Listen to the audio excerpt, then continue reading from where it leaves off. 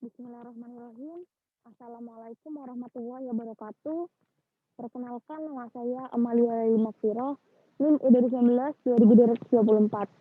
Di sini saya akan mempresentasikan hasil kerja saya, yakni berupa makalah dan PPT yang berjudul Kerajaan-Kerajaan Islam di Asia Tenggara, yakni Maluku dan Nusantara. Saya share dulu ya sebelumnya PPT-nya agar lebih memudahkan kita.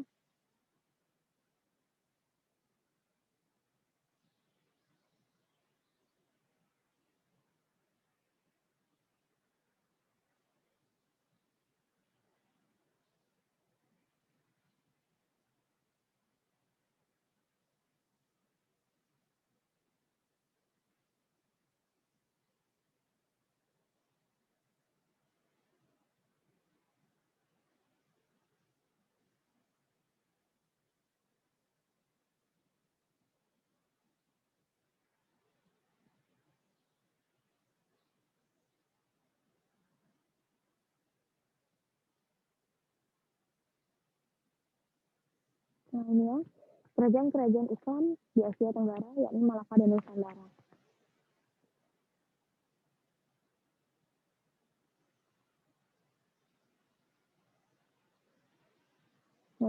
Yang mana yang saya akan bahas meliputi 4, yakni proses penyebaran Islam di Nusantara, yang kedua proses penyebaran Islam di Asia Tenggara, yang ketiga perkembangan politik kerajaan Islam di Nusantara dan Malaka, dan yang terakhir perkembangan politik kerajaan Islam di Asia Tenggara. Kita bahas dulu yang pertama, di mana proses penyebaran Islam di Nusantara. Yang mana sejauh menyangkut kebijakan Islam di Nusantara, ini terjadi banyak perdebatan dan pendapat antara para ahli. Nah, yang mana kita harus klarifikasi dulu bahwa sesungguhnya Islam itu masuk ke Nusantara dalam fase yang sangat awal, yakni pada abad ke-7. Nah, itu adalah awal masuknya Islam. Nah, bahkan pernah tercatat dalam sejarah Sa'ad bin Abi Waqqas waktu itu dalam suatu ekspedisi itu pernah sampai ikut ke kota Baros. Nah, dan itu dan ada yang menyatakan bahwa Islam itu masuk pada abad ke-13. Nah, itu tidak benar. Bahwa kalau agama pertama di Nusantara itu Hindu, itu tidak benar. Nah, kemudian Islam datang. Nah, itu tidak benar. Yang benar itu adalah baik Hindu maupun Islam itu datang secara bersamaan. Yang ada di dalam dakwah dan itu disebarluaskan. Nah, pada saat itu yang datang itu bukan hanya para pedagang. Banyak lainnya yang kemudian juga dibekali mengisi dakwah. Jadi mereka itu berdagang sambil menyebarkan nilai-nilai keislaman. Nah, sampai puncaknya berdirilah kerajaan-kerajaan Islam di Nusantara dari Sabang sampai Merauke. Bahkan di timur ini ya, ada kerajaan Islam yang terkenal dalam bahasa Arab, yakni Kerajaan Mulek, rajanya bernama Malik, dan jika dalam bahasa lokal itu namanya Maluku. Nah, jadi pada abad ke-13 itu bukan awal masuk Islam, tapi penguatan nilai-nilai keislamannya. Seperti itu. Nah, penyebaran Islam di Nusantara itu termasuk di Pulau Jawa ini ya, biasanya digambarkan sebagai penyebaran yang bersifat damai. Nah, dengan kata lain, Islam ini tersebar di wilayah tanpa melalui peperangan. Bagaimana yang terjadi di Amerika, Afrika, Eropa, Timur Tengah, Asia Tengah, seperti itu. Nah, jadi dapat disimpulkan bahwa Islam ini telah berkembang pesat di Nusantara melalui tahapan pembentukan kekuatan ekonomi, pembangunan kekuatan spiritual dan keilmuan, dan pada akhirnya perwujudan kekuasaan politik dan militer. Nah, sekarang ini yang kedua yakni proses penyebaran Islam di Asia Tenggara. Yang mana Asia Tenggara ini merupakan wilayah yang paling banyak pemeluk agama Islamnya. Nah, dapat dikatakan bahwa Islam ini di Asia Tenggara memiliki karakteristik yang berbeda dengan negara-negara yang di lain. Karena apa? Karena mereka itu melakukannya dengan secara damai dan toleransi yang tinggi, seperti itu. Islam masuk ke Asia Tenggara ini disebarluaskan melalui kegiatan kaum pedagang dan para sufi, yang mana berbeda dengan negara-negara lainnya yang harus melalui perperangan dulu dengan penaklukan Arab dan Turki. Nah, tapi kalau di Asia Tenggara ini kita laksanakan dengan jalan damai dan tanpa ada pemaksaan, sehingga Islam ini sangat mudah diterima oleh masyarakat Asia Tenggara. Yang mana menurut para ahli, Uka Chandra Sasmita, menyatakan bahwa proses-prosesnya Islam itu ada 6, yakni melalui perdagangan, perkawinan, tasawuf, pendidikan, kesenian, dan politik. Nah ini, adapun perkembangan politik ya kerajaan Islam di Nusantara dan Malaka. Yang mana kerajaan pertama yakni kerajaan Samudra Pasai. Yang mana kerajaan Samudra Pasai ini kerajaan tertua dan kerajaan pertama Islam di Asia Tenggara. Di Nusantara. Nah, Samudra Pasai ini pertahanannya itu kuat sehingga mereka memiliki kekuasaan yang luas hingga daerah pedalaman. Nah, dalam rangka untuk menambah kekuasaannya, jadi Sultan Malik As-Salah ini menikah dengan putri Raja Perlak seperti itu. Nah, lalu setelah Sultan Malik As-Salah ini meninggal, Samudra Pasai ini diperintahkan oleh Sultan Malik Az-Zahir, yang mana pada masa pemerintahnya tidak banyak dilakukan. Nah, kemudian tahtanya itu turun digantikan oleh Ahmad yang bergelar Al-Malik Az-Zahir II, yang mana pada masanya ini dikunjungi oleh Ibnu Battuta, yang mana beliau ini menyatakan bahwa Samudra Pasai ini memiliki armada yang sangat kuat dan baginda rajanya itu bermasa Syafi'i yang kuat, sehingga berusaha menjadikan Samudra Pasai sebagai pusat agama Islam yang bermazhab Syafi'i seperti itu. Nah, pada abad pada abad 16, nah Portugis itu mulai memasuki wilayah perairan Selat Malaka. Seperti itu. Melalui Selat Malaka, yang mana mereka ini berhasil menguasai Samudra Pasai pada tahun 1531 sampai 1541. Yang mana selanjutnya Samudra Pasai menjadi kekuasaan kerajaan Aceh yang berpusat di Bandar Aceh Darussalam pada waktu itu. Yang menjadi rajanya itu adalah Sultan Ali Mukhayat Shah.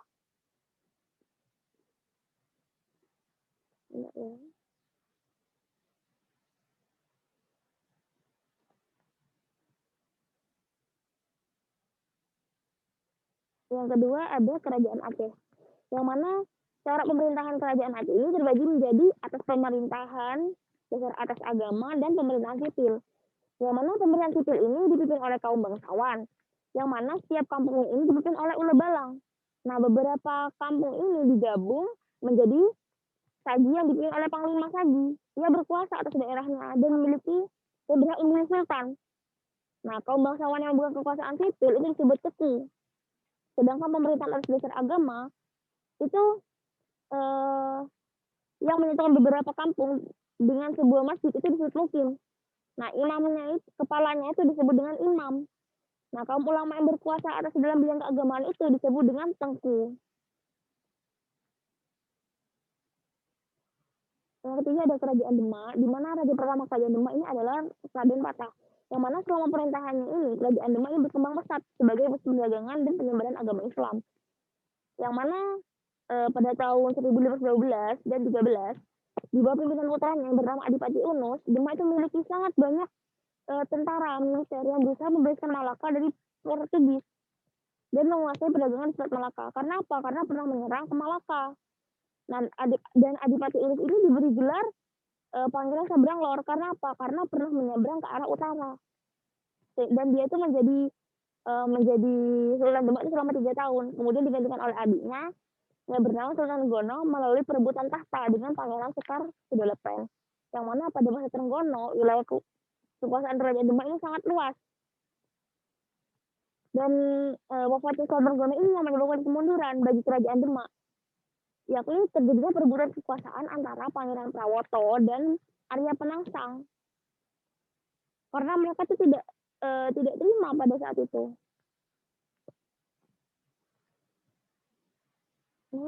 Kerajaan Banten, yang mana kerajaan pertamanya ini adalah Sultan Hasanuddin, yang mana kerajaan Banten ini berkembang menjadi pusat perdagangan dan juga memperluas kekuasaan daerah di Lampung, yang merupakan daerah penghasil lada. Yang mana setelah Sultan Hasanuddin ini wafat, pemberian kerajaan Banten ini digantikan oleh putranya yang bernama Maulana Yusuf. Nah, di bawah kekuasaannya, kerajaan Banten ini memiliki berhasil menaklukkan dan menguasai kerajaan Pajajaran, yang kemudian kerajaan Banten ini dipegang oleh Maulana Muhammad. Pada masa akhir kekuasaannya, Maulana Muhammad ini menyerang Kesultanan Palembang, namun usahanya itu gagal. Jadi Sultan Maulana Muhammad ini tewas, lalu digantikan oleh putranya yang bernama Pangeran Ratu. Beliau itu naik tahta. Nah, setelah itu kerajaan Banten ini mencapai puncak kejayaannya pada masa Sultan Agung Tirtayasa, yang mana ia sangat menentang kekuasaan Belanda. Namun usahanya untuk mengalahkan Belanda ini yang membentuk VOC dan menguasai pelabuhan Jakarta mengalami kegagalan. Setelah pemerintahan Sultan Agung Tirtayasa, Banten ini mulai dikuasai oleh Belanda di bawah pemerintahan Sultan Haji. Lalu ada kerajaan Gorontalo yang mana kekuasaan seorang raja pun ini sangat diutamakan di sini. Kenapa? Karena sama dengan kerajaan-kerajaan lainnya.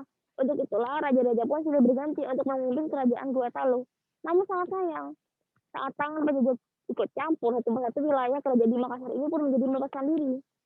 Karena apa? Karena mereka tergiur sama penawaran Belanda yang akhirnya lahirlah perjanjian Bungaya. Apa sih isinya? Isinya yakni sangat Belanda. Isinya itu sangat menyedihkan karena Belanda itu sudah berhasil menguasai sebagian besar wilayah Sumatera, kecuali Makassar. Jadi bisa dikatakan bahwa kehidupan politik di Gorontalo sudah mengalami perjanjian-perjanjian bilateral. Perluasan wilayah pun ini juga syarat akan perjanjian politik di awal berdirinya.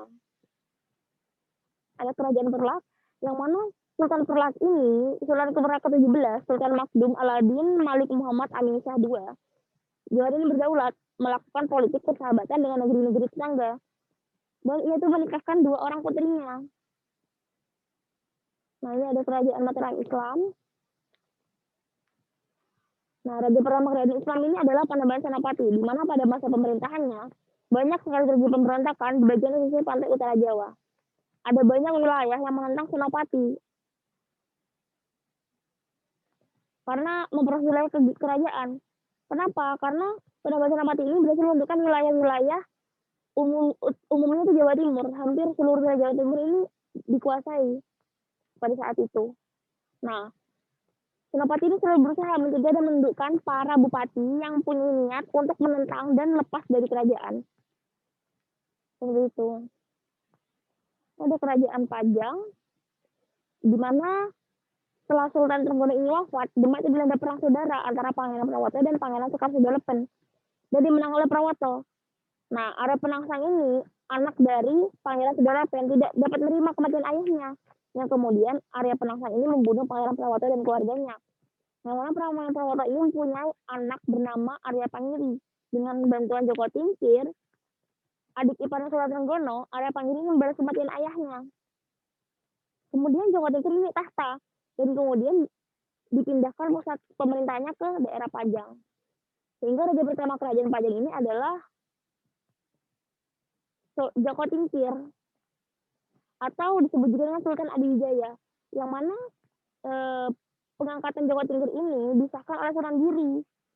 Nah, di antara pengikut Sultan Adiwijaya yang dianggap berjasa yakni adalah Kiai Gede Pemanahan, dan beliau dikasih hadiah berupa tanah pemikiran di Mataram. Begitu. Nah, kerajaan Pajang ini kan kemudian kan diperintah oleh Arya Pangiri, namun tidak disukai oleh rakyatnya. Kenapa? Karena timbul perlawanan yang dipimpin Pangeran Brahmo yang dibantu Sriwijaya. Nah, perlawanan itu berhasil sehingga kemudian Sriwijaya itu naik tahta dan memindahkan pusat pemerintahan ke Mataram, sehingga Sriwijaya menjadi raja pertama di kerajaan Mataram pada saat itu. Terus ada kerajaan Ternate dan Tidore, di mana di Kepulauan Maluku terdapat kerajaan kecil, antaranya kerajaan Ternate sebagai pemimpin Uli V, yakni Persekutuan 5 Bersaudara, dan Uli Siwa, artinya Persekutuan 9 Bersaudara. Di mana ketika Portugis itu masuk, Portugis langsung memihak dan membantu Tidore, karena Portugis mengira itu Ternate lebih kuat. Nah, begitu pula dengan bangsa Spanyol yang memihak Tidore, akhirnya terjadi peperangan antara dua bangsa kulit ini. Nah, untuk menyelesaikannya, Paus ini turun tangan dan menciptakan perjanjian Saragossa, di mana beliau ini isinya dalam perjanjian itu bangsa Spanyol harus meninggalkan Maluku dan pindah ke Filipina, sedangkan Portugis tetap berada di Maluku.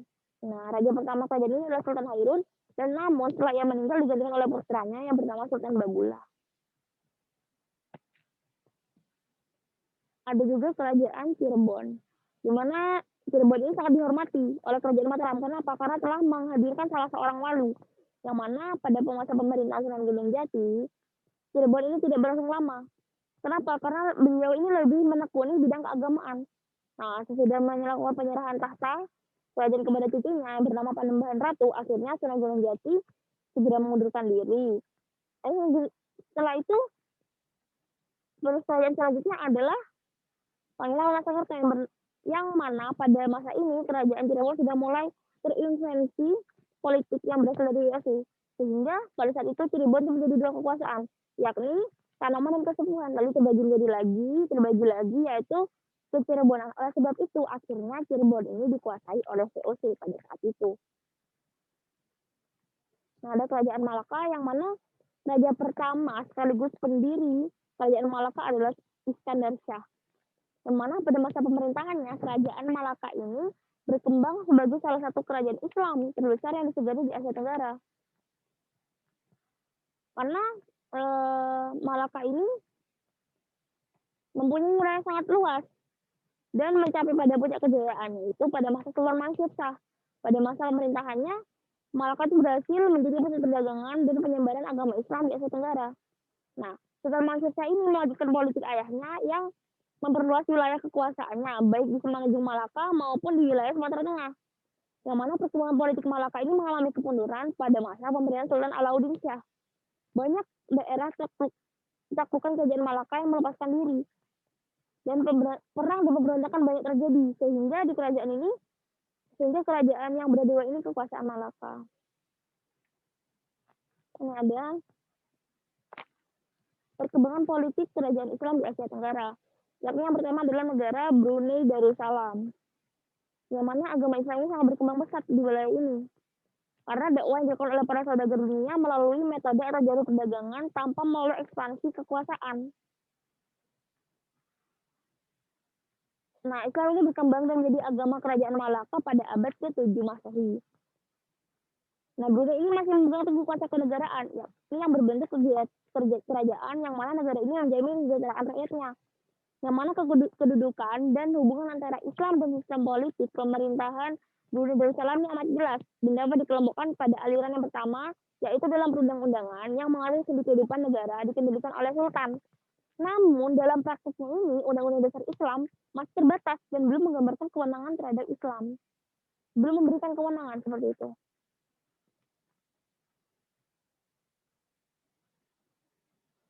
Yang kedua adalah negara Malaysia, di mana Malaysia ini memperjuangkan dan mendapatkan kemerdekaan dari kolonialis Inggris yang merupakan awal perjuangan politik yang dilakukan oleh warga Malaysia.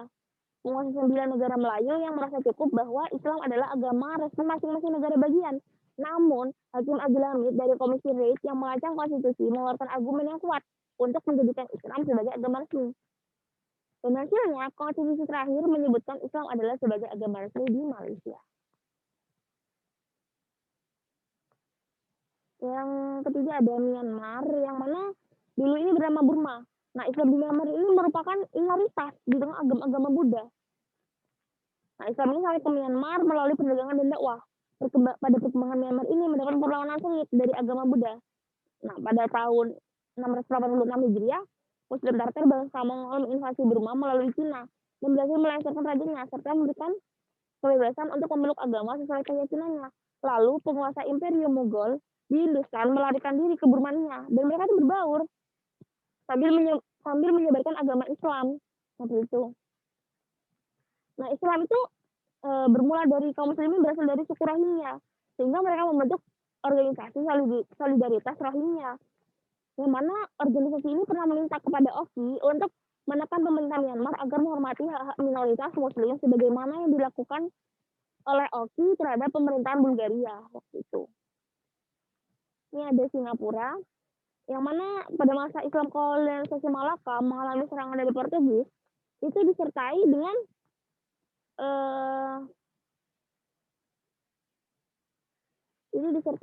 mundurnya para Sultan Malaka yang merupakan awal kemunduran dan kehancuran wilayah Singapura. Nah, kebijakan ini tampak cenderung mencegah penyebaran Islam dan menghambat perkembangan dagang Muslim. Sejak menyangkut perkembangan Islam di Singapura, beberapa kebijakan Inggris berdampak cukup besar terhadap Islam. Di antaranya kebijakan Inggris tentang masyarakat pluralis atau majemuk. Sehingga pada Perang Dunia Kedua, Singapura tidak dipertahankan dengan maksimal oleh Inggris, sehingga jatuhlah ke tangan Jepang. Nah, pada saat itu, setelah lepas dari Jepang, Singapura ini kembali di bawah kekuasaan koloni Inggris, lalu bergabung dengan Malaya dalam bentuk federasi. Nah, akibat perselisihan antara Malaya dengan Singapura, akhirnya Singapura ini melepaskan diri menjadi negara yang berbentuk republik karena kuatnya perbedaan politik pada saat itu. Nah, setelah melepaskan diri, Singapura ini menjadi negara yang lebih maju dan warga muslim negara itu berhasil mendekati pemerintah agar mengesahkan suatu undang-undang yang mengatur hukum personal dan keluarga Islam. Seperti itu. Nah, setelah menjadi negara sendiri, Singapura ini menjadi salah satu negara maju di dunia dengan pertumbuhan ekonomi yang amat pesat dan jaringan perdagangan yang luas. Yang kelima ada Thailand, di mana minoritas muslim yang ada di Thailand itu menghadapi masalah yang sama dengan bangsa Moro di Filipina. Problema yang dihadapi kaum muslimin Thailand ini dan Filipina adalah problema kelompok minoritas yang harus hidup berdampingan secara damai dengan non-muslim dalam negara yang sama. Nah, dengan berdirinya kerajaan di Thailand, yakni Kesultanan Patani, wilayah ini tidak hanya meneguhkan diri sebagai kekuasaan politik dan dunia dagang, namun juga tempat persemayaman wacana, agama, dan intelektual. Institusi sosial politik Kesultanan telah berupaya menopang proses islamisasi dengan cara mempraktekkan Islam dalam kehidupan sehari-hari. Nah, akibatnya dari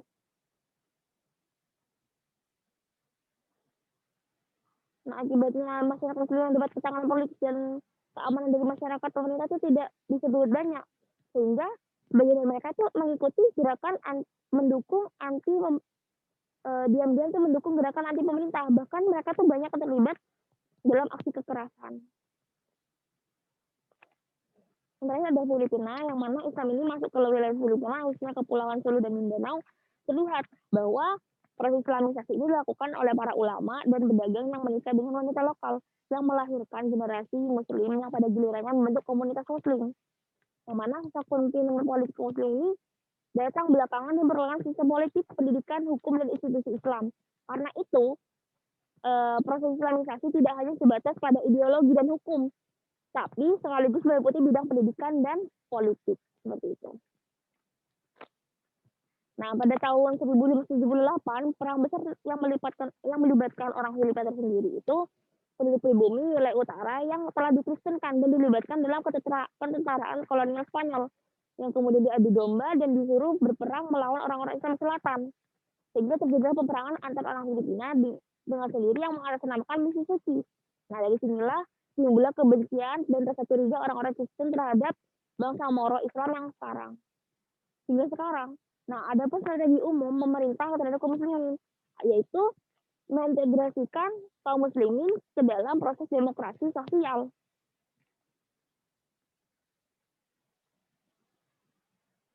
Nah, sementara kaum muslim Filipina tidak memiliki rasa identitas sosial. Karena apa? Karena yang pertama, orang-orang Islam itu merasa sulit menghargai undang-undang sosial. Yang kedua, sistem sekolah umum di bawah Republik ini tidak berbeda jauh dengan yang diperkenalkan oleh kolonial. Dan yang ketiga, ketidakmampuan orang Islam untuk menganggap diri mereka sendiri sebagai warga negara Republik dan kemudian menjadi reaksi kekerasan. Nah, pandangan pemerintah tentang masalah Moro tidak lain hanyalah masalah integrasi. Nah, sehingga Manila itu mengambil kebijakan strategis, antara lain yang pertama militerisasi, yang kedua kebijakan pemerintah untuk memindahkan orang-orang Kristen dari Luzon, yang ketiga itu kebijakan pemerintah untuk mencap kegiatan kaum muslimin sebagai fundamentalis muslim, dan yang keempat kebijakan pemusnahan seperti pembunuhan dan pembantian penduduk sipil. Nah, nampaknya perdamaian antara muslim dan non-muslim di Filipina ini masih sulit tercapai karena mereka itu tidak mau saling tarik ulur, seperti itu. Nah, dari uraian di atas dapat disimpulkan bahwa perjuangan Muslim Mora ini untuk menjaga keimanan dan identitas mereka tuh dalam merebut kemerdekaan sangat kuat sangat kuat, sehingga mereka tuh menuntut bukan menuntut, menentukan nasibnya sendiri, karena pemerintahnya itu tidak mendukung mereka, sehingga ratusan masjid ini hancur oleh serangan militer dan ribuan kaum muslimin menjadi korban, seperti itu. Mungkin itu dapat saya sampaikan, kurang lebihnya mohon ini ya, sudah selesai. Mungkin itu dapat saya sampaikan, kurang lebihnya mohon maaf. Assalamualaikum warahmatullahi wabarakatuh.